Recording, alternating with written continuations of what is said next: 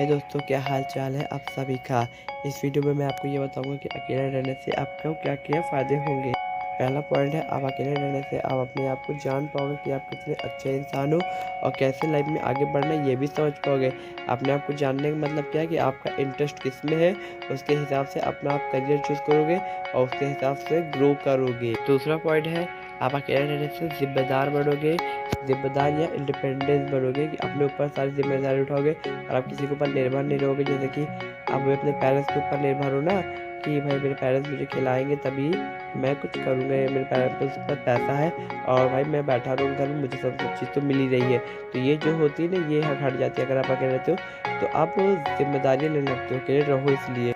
तीसरा पॉइंट है, आप अकेले रहने से आपकी जो प्रोडक्टिविटी है वो बढ़ जाती है। अगर आप अकेले रहोगे ना, तो आप देखना कि आप अकेले रहोगे, अगर मान लीजिए कोई इंसान है, कोई इंसान ने आपको कोई काम दिया है, ठीक है, और वो काम आपको अकेले ही करना है, तो आप देखोगे कि आप उस काम कितनी जल्दी और कितने अच्छे तरीके से करोगे। इसका मतलब क्या है कि प्रोडक्टिविटी आपकी बढ़ जाती है अकेले रहते हुए। इसलिए अकेले रहोगे तो आपकी प्रोडक्टिविटी बढ़ेगी, अकेले रहना सीखो। चौथा पॉइंट है, अकेले रहने से आप अपने बारे में सोचोगे।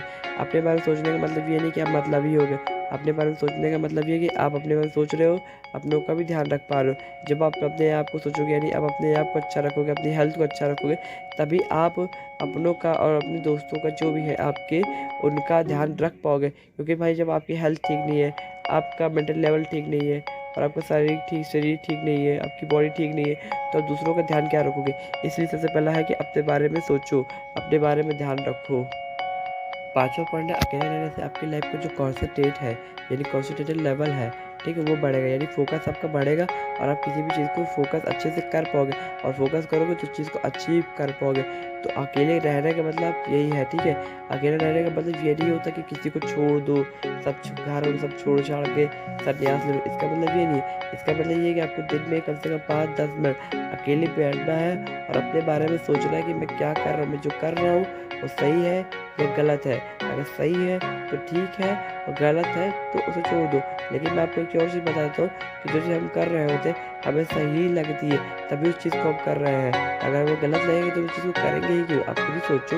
इसलिए पहले उस चीज़ के बारे में पता करो कि जो मैं कर रहा हूँ सही कर रहा हूँ कि नहीं कर रहा हूँ। यूट्यूब पे आपको बहुत सारी ऐसी वीडियो मिलेगी, जो आपको देखोगे तो आपको पता चलेगा कि इस सही में कर रहा हूँ, गलत कर रहा हूँ। इसलिए पहले देखो, क्योंकि ज़्यादातर जो लोग करते हैं उनको लगता है कि मैं सही कर रहा हूँ, इसलिए सही करते रहते हैं। पहले देखना, समझना, फिर उसके हिसाब से एक्ट करना।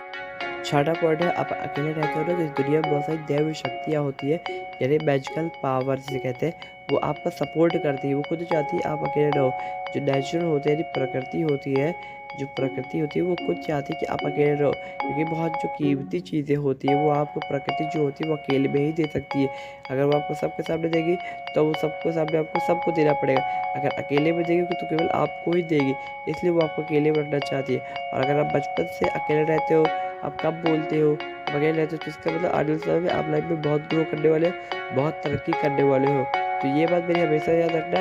नहीं याद रखोगे तो जब मेरी इस वीडियो को, अगर आपको लग रहा है कि इस वीडियो में आपको झूठ बता रहा हूँ, तो आप कहीं अब जब 10 साल 20 साल हो जाएगा तो आप पलट कर अपनी लाइफ में देखना मेरी इसी वीडियो को वापस आ करके, कि देखना मैंने जो बताया तो वो सही है इस समय।